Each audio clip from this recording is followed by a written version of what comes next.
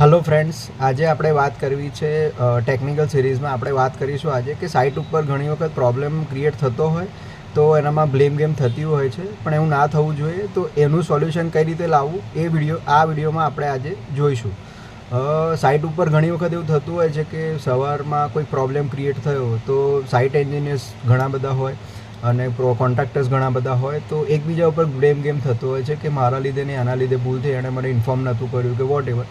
તો પ્રોબ્લેમનું સોલ્યુશન આવવા કરતાં પછી હીટેડ આર્ગ્યુમેન્ટ્સ થાય છે અને બ્લેમ ગેમ થાય છે. આવું ના કરવું જોઈએ અને એવોઇડ કરવું જોઈએ. તો મારું એવું માનવું છે કે જ્યારે બી કોઈ પ્રોબ્લેમ સાઇટ ઉપર ક્રિએટ થાય અથવા કોઈ પણ પ્રોબ્લેમ આવે તો 5-10 મિનિટ સુધી એ પ્રોબ્લેમનું ઇવેલ્યુશન કરવું જોઈએ કે પ્રોબ્લેમ કઈ રીતે થયો, કોની ભૂલ છે, એ તમારી જાતે ડિસાઇડ કરી લેવું જોઈએ અને પછી બ્લેમ ગેમ બંધ કરી અને એના સોલ્યુશન ઉપર ફોકસ કરવું જોઈએ.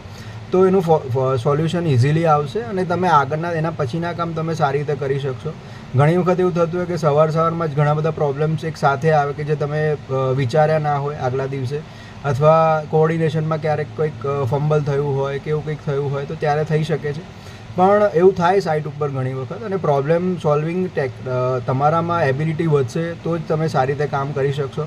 તો મારું એવું માનવું છે કે જ્યારે કોઈ પણ પ્રોબ્લેમ ક્રિએટ થાય ને તો બ્લેમ ગેમ છોડી પ્રોબ્લેમના કોઝ સુધી જઈ કે પ્રોબ્લેમ કઈ રીતે ક્રિએટ થયો અને ફરી એ પ્રોબ્લેમ ના થાય એનું સોલ્યુશન કઈ રીતે લાવવું અને ફ્યુચરમાં સેમ પ્રોબ્લેમ થવો ના જોઈએ એના પર વધારે તમારે થોડું કોન્સન્ટ્રેટ કરી અને પ્રોબ્લેમ ફરી ફ્યુચરમાં ક્રિએટ ના થાય એનું ધ્યાન રાખવું જોઈએ અને બ્લેમ ગેમ છોડી અને એના સોલ્યુશન ઉપર ફોકસ કરવું જોઈએ. આમ કરવાથી શું થશે કે કોન્ટ્રાક્ટરને પણ એવું થશે કે સાહેબ મારા ઉપર બ્લેમ નથી કરતા, આ મારા પર બ્લેમ નથી કરતા, અને એ લોકોને જે બેઝિક કહેવાનું હોય કહી ને પછી આગળ વધવું જોઈએ અને સોલ્યુશન લાવીને અને તરત એનું રિઝોલ્યુશન લાવી દેવું જોઈએ. આમ કરવાથી શું થશે, એ પ્રોબ્લેમ તો સોલ્વ થઈ જ જશે, પણ જે તમારે પછીના દિવસમાં તમારે જે કામ કરવાના છે સાઇટ ઉપર એમાં પણ તમારું થોડું માઇન્ડ ફોકસ રહેશે અને તમે કામ સારી રીતે કરી શકશો.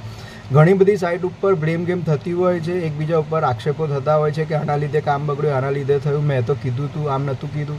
પણ એ બધું તમારે છોડી 10-15 મિનિટ ફોકસ કરી સ્વિચ ઓવર થઈ અને સોલ્યુશન ઉપર ફોકસ કરવું જોઈએ.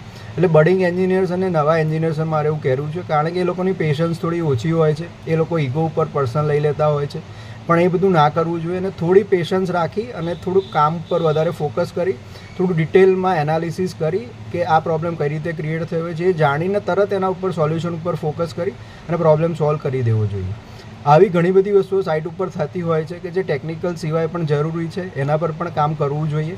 તો તમે ફ્યુચરમાં સારા એન્જિનિયર કે સારા પ્રોજેક્ટ મેનેજર બની શકશો. Thank you very much.